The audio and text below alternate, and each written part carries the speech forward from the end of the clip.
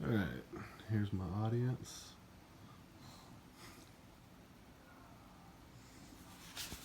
Here are my note cards. Let's get started.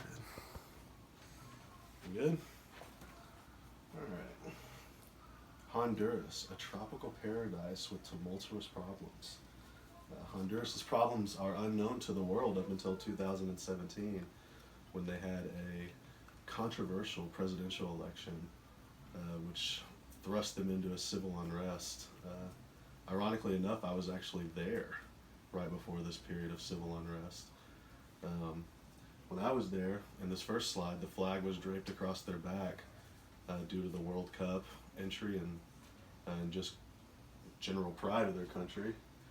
And the next slide is what happened after we left. And that's a tire fire blockade with the Honduran flag, that same flag draped across the street. So here shortly we will dive into Honduras's problems and what they're doing to correct them. First is politically. This 2017 election, they thought there was some voter fraud, which, as Americans, some people say, went on here. The sitting president tampered with the elections to stay in power, and civil war erupted, essentially. And they did all they can to curtail it. And the next slide is a police checkpoint, which are pretty common. It's a disconcerting feeling to pull up to a checkpoint like that. It's very humbling. According to safetravel.com, before I went, Honduras was a yellow warning, which is with caution. As of this morning, September 29th, 2019, it is at a red warning, no go for Americans. You can travel, but you will get no help from the American Embassy. They have successfully turned around the criminal element of MS-13, the civil unrest, and are taking their country back. But essentially they're going to have to do it from within. Americans cannot help. The government cannot help. The people of Honduras will have to help. Second would be financially.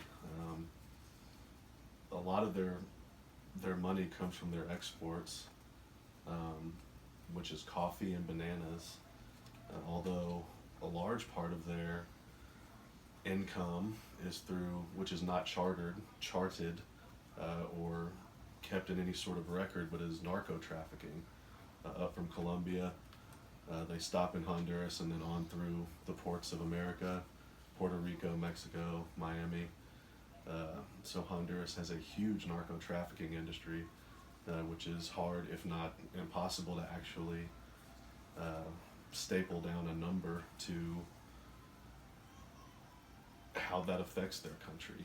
Coffee and bananas is pretty simple, and sugarcane. Cocaine is a little bit more difficult. But Hondurans, once again, are taking their country back. They recently have had steady growth over the last 3 years. 3% each year, actually, and are expected to do 3% over 2019 and 2020.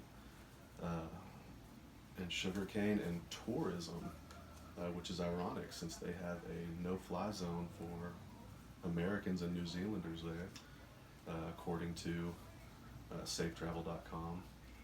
The worldbank.org is the one who gave the percentages of 3% growth. Are expected that the tourism could even double that over the next few years. It's just a feeling of safety when you're there. But places like Cayos Cochinos is a natural preserve, which is nationally protected. Actually, under the UN, it has some protections since some rare species live there. It pulls in millions of dollars a year for them. As you can see in the previous slide, things are starting to equal out with exports and imports, where exports for them are the blue, gray are imports, and that's according to US data.